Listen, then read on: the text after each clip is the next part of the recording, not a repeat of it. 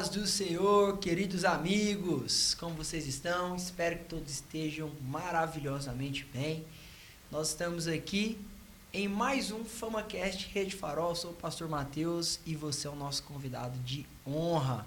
Como já é do conhecimento de todos, toda semana nós estamos aqui falando sobre a Betel Dominical, segundo trimestre 2026. E desta feita estamos falando acerca de Neemias, restaurando muros, reconstruindo vidas e renovando propósitos. Uma revista que tem por comentador nosso presidente executivo nacional, Bispo Samuel Ferreira. E esse tema da lição de número 7 é um tema assim, urgente para a vida cristã e que eu acredito que vai falar muito ao seu coração.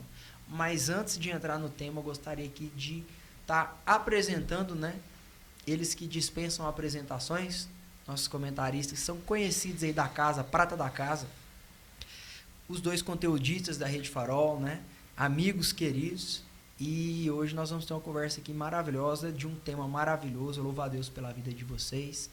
Davi, que é missionário, teólogo, pedagogo, Professor. Professor. Eu não sei nem por onde eu começo. Ele é escritor, está produzindo livro, tem não sei quantos artigos publicados.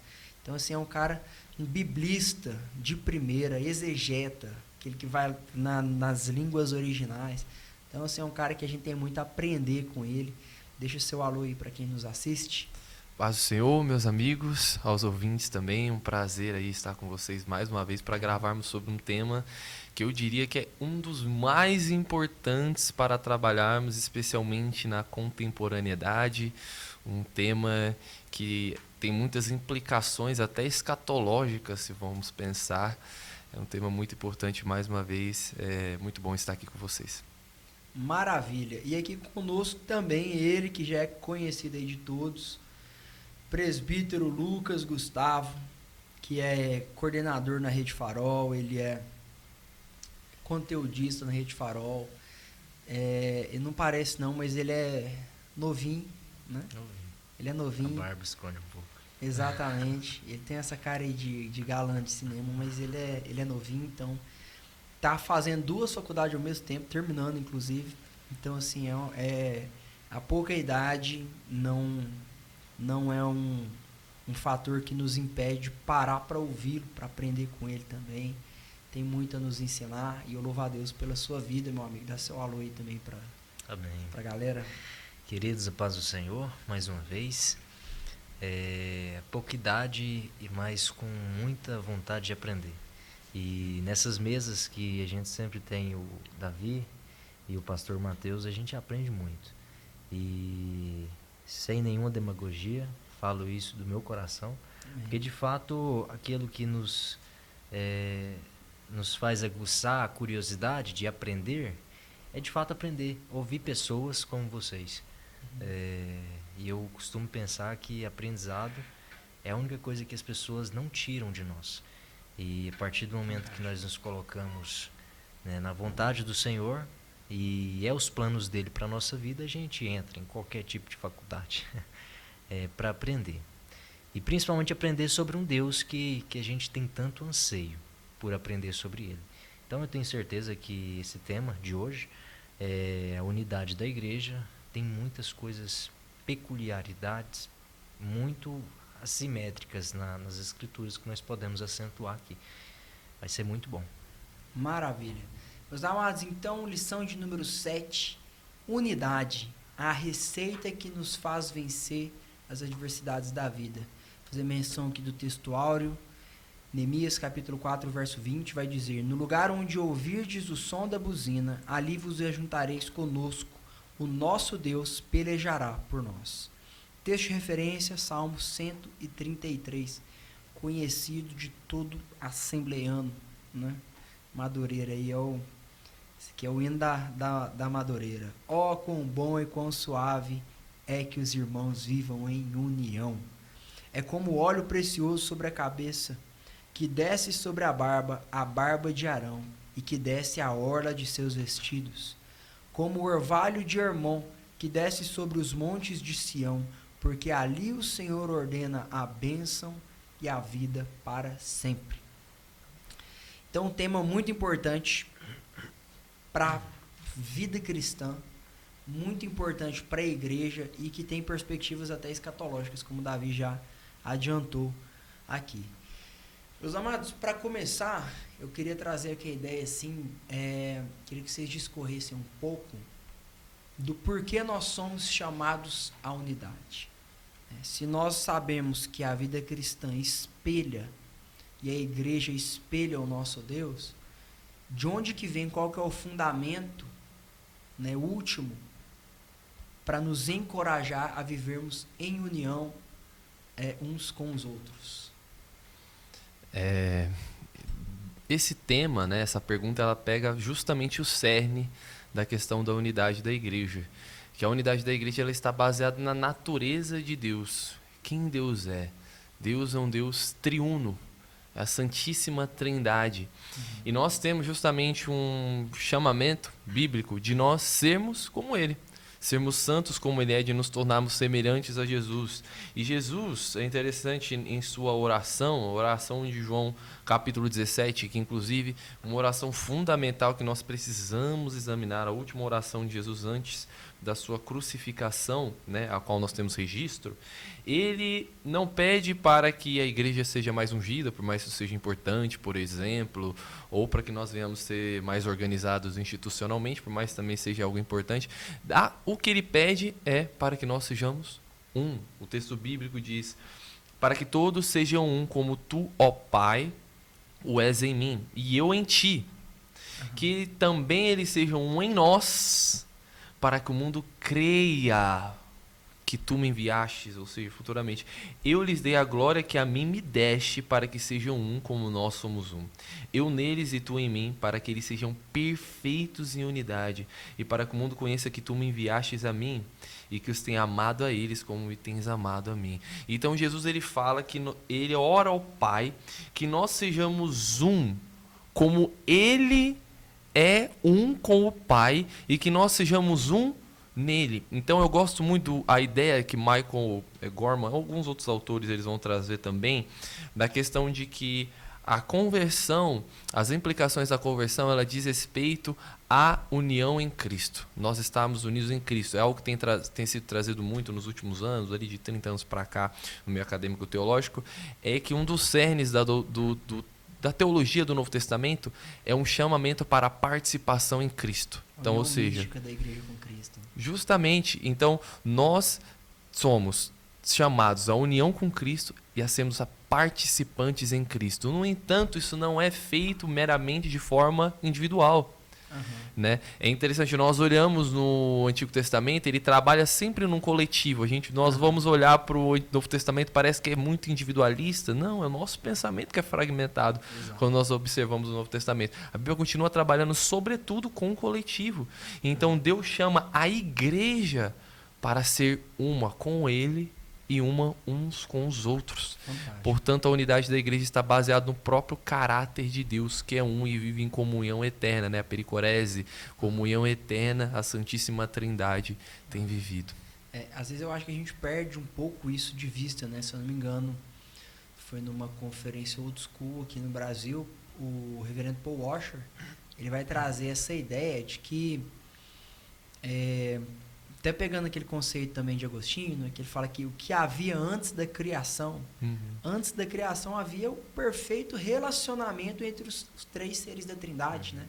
As três pessoas da Trindade, Pai se doando, Filho se doando ao Pai, Pai se doando ao Espírito, Espírito se doando ao Filho, perfeita comunhão, se bastando, autossuficiente, não precisava de nada. Mas como um ato transbordar desse amor, ele cria todas as coisas, planta na terra um jardim, nesse jardim coloca um ser, a sua imagem e semelhança, e o chama para participar.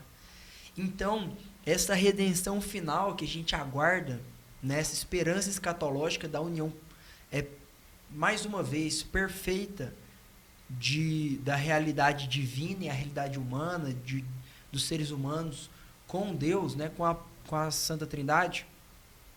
Esse é o plano original, né? É o que o homem, é o que Adão foi chamado para participar desse relacionamento. Nós somos chamados para participar desse relacionamento. Por isso que o pecado ele é tão grave, né? Ele é tão grave. Mas graças a Deus que o próprio Pai se encarregou de achar um caminho, né, para nos unir novamente a Ele. Eu acho que é importante a gente fazer uma diferenciação também de união e unidade, né? A lição ela diferencia estar junto de estar unido, né? É possível que muitas vezes no ambiente cristão, no ambiente de culto, dentro da igreja nós estejamos juntos, mas não unidos? Perfeitamente possível. Na verdade, é aquela ideia das ovelhas desgarradas, né? E como tem isso dentro das igrejas? Ovelhas que são, na verdade, participantes de cultos. Elas não são nem aqueles que estão ali para cultuar ao Senhor. Porque o intuito da programação, no sentido religioso, é estar ali para facilitar um culto seu a Deus. Então, se porventura você está em um lugar onde é aquela ideia de que a gente tem pessoas que assistem o culto, exato, e não participam dele como de fato verdadeiros adoradores. Ali tem uma... Você vai falar, estão no culto de forma passiva e não de forma ativa. Exato. Né? E ali existe um relacionamento com Deus no sentido que, no momento da adoração, assim, nós adoramos ao Senhor em todos os momentos, mas há uma troca de função no sentido que, quando nós estamos refletindo sobre Deus, nós estamos o adorando, no sentido exato. Mas quando nós nos sentamos para ouvir a mensagem, que ali vem através do pregador, do evangelho, ali é o Espírito Santo quem traz a mensagem a nós. Então, em um determinado momento do culto, nós adoramos. Em um outro determinado momento do culto, ele fala conosco. Então, existe até nisso um relacionamento entre... Um relacionamento de troca, né? Exato, entre pai e filho, entre criatura e criador. E isso é necessário para compreender quem de fato está ali participando, como uma simples...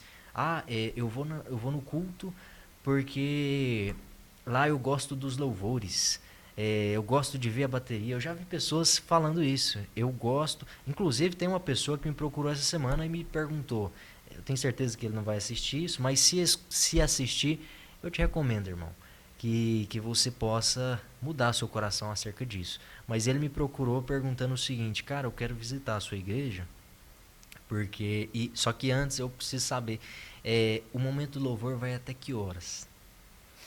Então você começa a perceber que a pessoa está ali por outras coisas a não ser um adorar ao Senhor e escutar a mensagem. E aí você vai puxando a língua do cara, e aí ele começou a falar o seguinte: é porque tem algumas pregações que os pregadores gostam muito de bater nas pessoas.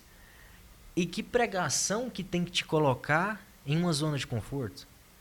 Que pregação é essa? E é isso que as pessoas querem. Isso é que faz uma diferenciação entre aqueles que estão ali para participar e que de fato estão em união, né?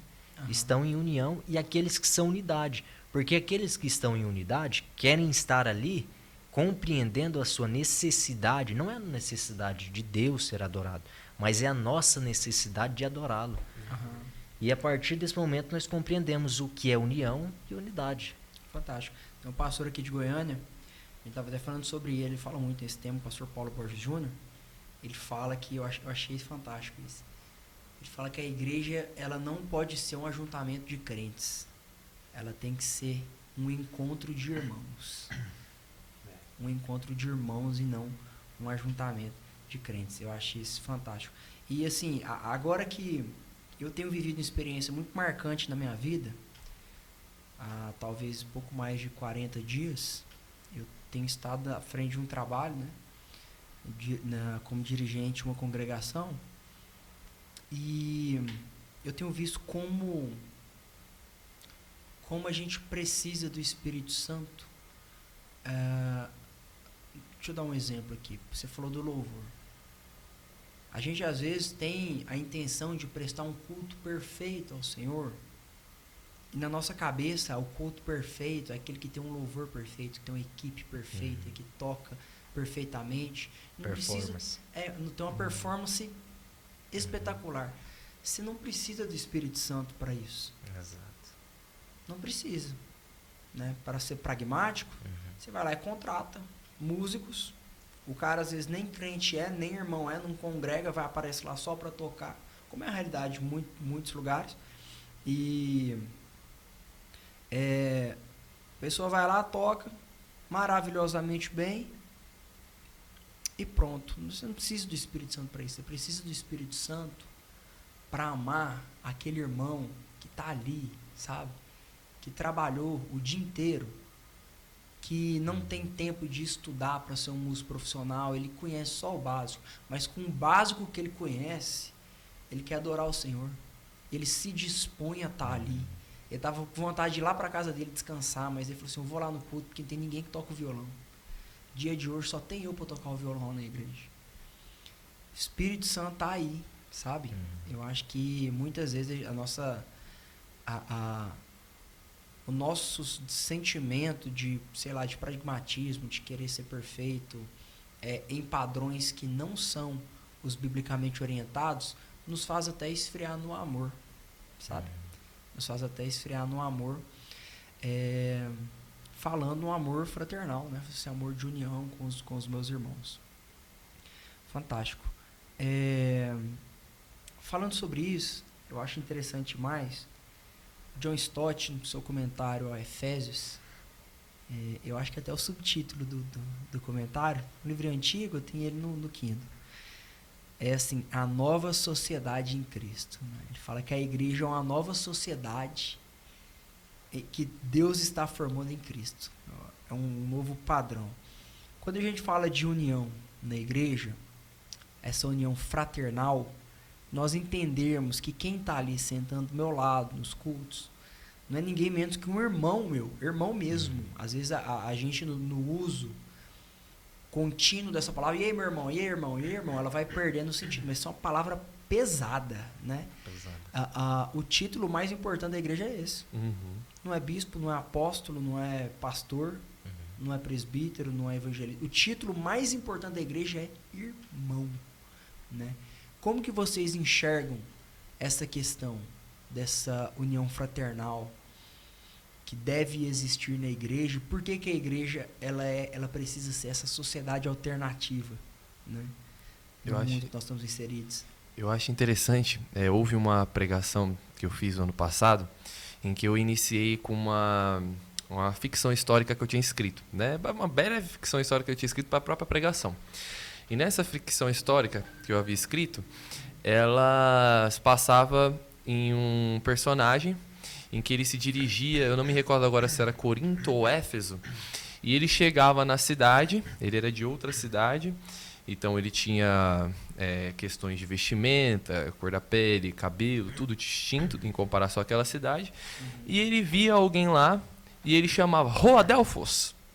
E o outro vinha, Ho Adelphos, e eles se cumprimentavam um ao outro, e as pessoas ao redor observavam ali, achavam esquisito, porque os dois em aspectos característicos eram diferentes, mas porque eles chamavam um ao outro de Ho Adelphos, que é irmão.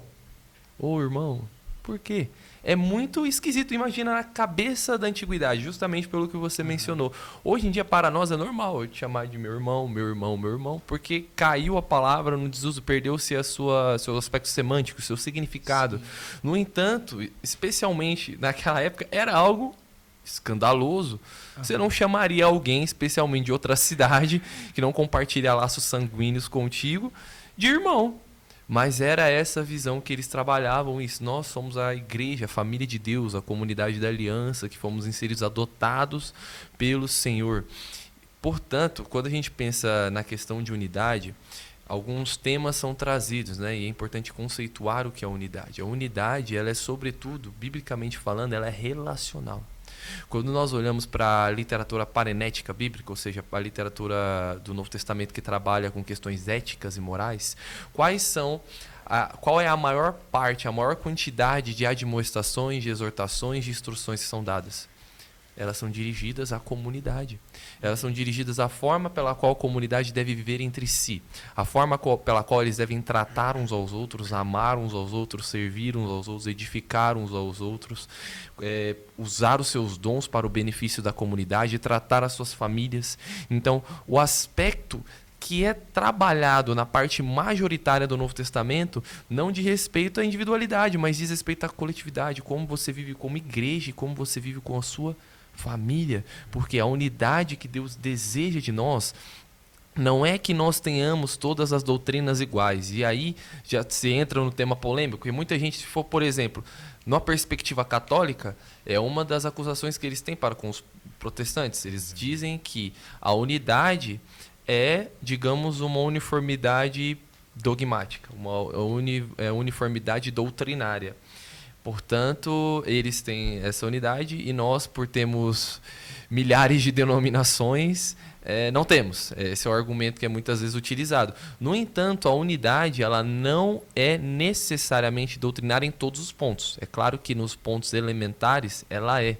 A unidade bíblica, o que é trabalhado, é relacional. É nós vivermos como a família de Deus. Assim como a Trindade tem vivido em comunhão de eternidade em eternidade, nós precisamos fazer o mesmo, né? Fazer o que Jesus fazia com seus discípulos. O que Jesus fez com seus discípulos? Ele conviveu com ele durante todos aqueles anos. Ele comia com ele. Qual é o padrão que a igreja primitiva vivia de unidade? O padrão que a igreja primitiva vivia de unidade, ele difere do que muitas vezes nós pensamos, que eles concordavam na questão doutrinária em tudo. O próprio apóstolo Paulo fala que na igreja de Corinto tinha divergência de pensamento. O apóstolo Paulo ele vai dizer em Gálatas 2 que havia o evangelho dos incircuncisos que ele pregava e o evangelho aos circuncisos que Pedro pregava. Então ele está falando ali de dois evangelhos e no capítulo 1 ele vai combater um falso evangelho. Então ele está trabalhando 3 evangelhos ali nos Gálatas. 2 são legítimos, aos circuncisos e aos circuncisos, e um não é legítimo. Ali já é uma distorção do evangelho do Senhor Jesus Cristo. Então, eles não concordavam em tudo em doutrina. No entanto, eles viviam juntos, compartilhavam as coisas uns com os outros, não tinham como seu próprio pertencimento. Se nós vemos alguém da nossa família padecendo de necessidade, nós não vamos agir em relação a isso. A igreja primitiva ela era una nesse sentido, porque um era um coração em relação uns aos outros, o cuidado, o serviço e a comunhão e a forma pela qual eles viviam. E olha só, eu acho uma coisa muito interessante o que você está falando, essa unidade. Mas dentro dessa unidade também existe, olha só, a distribuição dos dons. Então, dentro dessa unidade tem que haver funções distintas. Então, como que a gente coaduna esses pensamentos? Eu acho interessante que às vezes ter funções diferentes dentro da igreja não nos faz fora dessa unidade, mas faz com que nós completemos um ao outro. Eu já vi muitas pessoas terem desenvoltura para evangelização. E quando essa pessoa foi colocada no campo de trabalho para pastorear, ela não funcionou. Então, é interessante que nesse momento nós vemos a unidade, inclusive com base trinitariamente, no pensamento trinitário, onde Pai, Filho e Espírito Santo são um, mas com atribuições diferentes, com personalidades diferentes. É interessante pensar nisso, que a diferença da responsabilidade, ou da atitude, ou dos atos, ela não nos faz distintos da unidade, né? Eu acho fantástico. Às vezes a gente está na igreja e quando a gente vai falar de oferta, né, a gente sempre fala relativo a oferta no quesito da manutenção do templo e das atividades do templo e tal, e tá certo, não tá errado, não.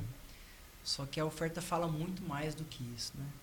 Eu nunca pedi oportunidade na igreja, nunca assim, exceto por uma vez. Uma vez eu pedi oportunidade aqui na sede, o pastor Abinair, estava no comecinho, para falar de oferta, porque eu sentia que faltava a gente falar isso. A oferta fala da responsabilidade que nós temos para com a nossa comunidade local, para com a nossa comunidade de fé local que a gente está, porque realmente a gente precisa, né, manter né, a igreja, os trabalhadores da igreja, os trabalhos missionários da igreja. Só que a oferta também fala da nossa responsabilidade com o nosso irmão que senta do nosso lado. E não é só suprir necessidade básica não, meu irmão. Se eu sou abastado e eu vejo que o meu irmão aqui do lado trabalha para comer, né? O que custa eu chegar nele e falar assim, meu irmão, passa o Pix aí, tô mandando um negócio para você aí, pra você dar um rolê com sua esposa. Entendeu? Está atento à necessidade das pessoas. E não é só necessidade financeira, não, né? No caso, a gente está falando de oferta, sim. E a oferta fala de 3 perspectivas, na verdade. Nós estarmos atentos com a nossa responsabilidade com a igreja local, com o nosso irmão que senta do nosso lado e com os que estão de fora. É o princípio da oferta também que está operando. É o meu vizinho. Eu estar atento à necessidade dele. Às vezes a pessoa está do meu lado, está passando falta das coisas dentro de casa, né? E partir o pão não é encher a barriga e depois dar o resto para as pessoas, não. Isso é filantropia. Isso não é serviço. Serviço é partir o pão. Também não é tirar da minha boca, né? Eu acho que a gente falou aqui isso, acho que foi o pastor Moisés que comentou isso aqui em alguns episódios passados. Não é eu tirar da minha boca para dar para as pessoas, apesar de ser louvável, mas não é no sentido de eu ser responsável com a minha casa. É responsabilidade. Eu tirar de dentro da minha casa, né? Aí eu vou passar a necessidade, né? A questão é realmente partilhar mesmo, é trazer para junto, para uma mesma mesa, falar assim, nós temos isso aqui, vai todo mundo comer por igual. Isso daqui. Eu gosto muito, sempre estar diante de mim o capítulo 58 de Isaías. Fala muito ao meu coração. Capítulo 58 de Isaías, o profeta vai falar assim, ele está falando acerca do jejum, mas não é acerca do jejum, ele está falando acerca da disposição do coração do povo. É uma disposição de coração. E ele fala, não é esse o jejum que eu tenho escolhido? Soltar os grilhões da perversidade, desfazer as pesadas cargas e permitir ao oprimido ir livre e que vós quebreis todo o jugo? Não é este distribuir o teu pão ao faminto e que albergues o pobre que está errante em tua casa? Quando tu vires nu, que o cubras e que não te escondas do teu irmão. Então a tua luz romperá como a alva e a tua cura brotará de repente. A tua justiça irá diante de ti e a glória do Senhor será a tua retaguarda. Olha que coisa fantástica. Então tu chamarás e o Senhor responderá, tu clamarás e ele dirá, aqui estou. Se tu removeres do meio de ti a opressão, o dedo ameaçador e o falar arrogante, se tu dilatares tua alma para o faminto, em outra versão vem dizer, fartares a alma faminta. Fartar a alma faminta não está falando às vezes nem de coisas naturais, não, de coisas...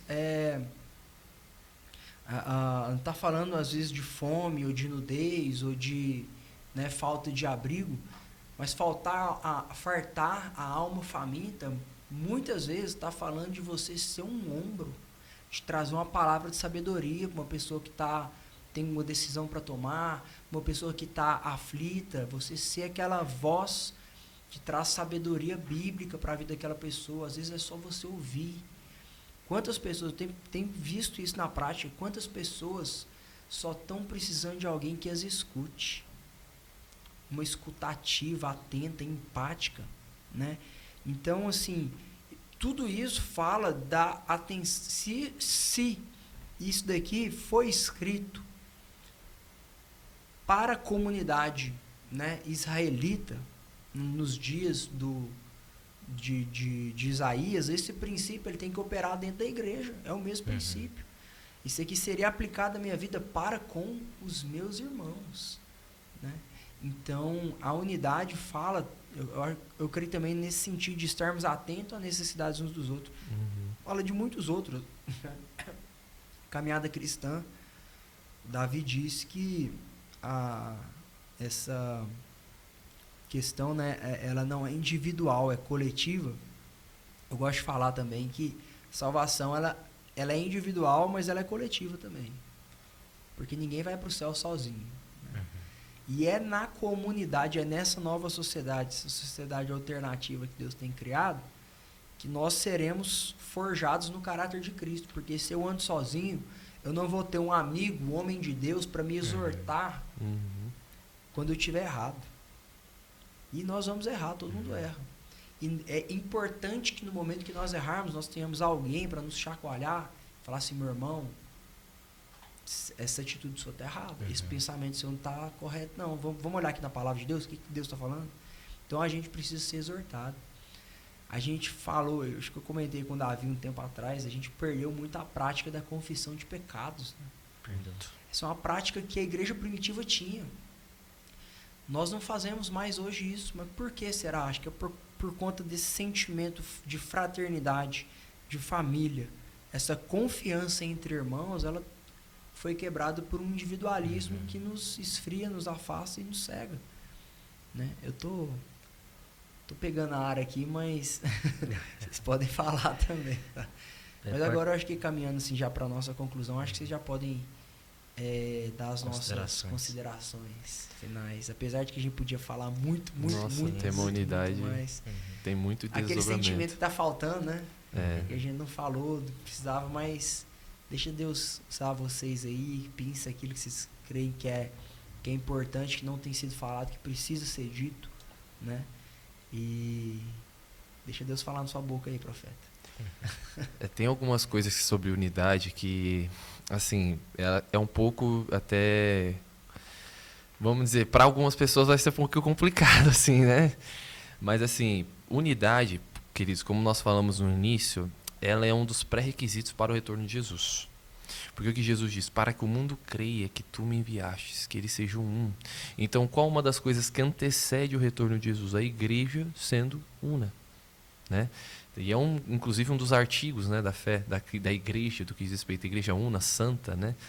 Então, mas do que diz respeito à unidade, nós mencionamos algumas coisas que diz respeito a nossas comunidades, como nós devemos trabalhar isso com os nossos irmãos, se nós estamos sendo um com os nossos irmãos, mesmo se às vezes nós saímos do culto e não cumprimentamos o irmão, né? Saímos, vamos direto, não temos comunhão com o irmão de fato, né? Porque comunhão não é só eu ir numa lanchonete ali e conversar, por mais que isso possa contribuir, colaborar com isso, mas se nós convivermos uns com os outros, temos tudo em comum uns com os outros, partilhamos a vida como a família da fé, nós precisamos elevar isso em nossas vidas, né? Como igreja, né? Elevar esse padrão ao padrão das Escrituras, porque somos a família de Deus. E também pensando nisso, tem algumas coisas que eu acredito que como igreja, e eu digo no cenário brasileiro, mas há em outros cenários também, nós precisamos de arrependimento. Porque por vezes nós vemos nos púlpitos e em conversas, não é manifestado esse caráter relacional da igreja no sentido que quando sai das paredes.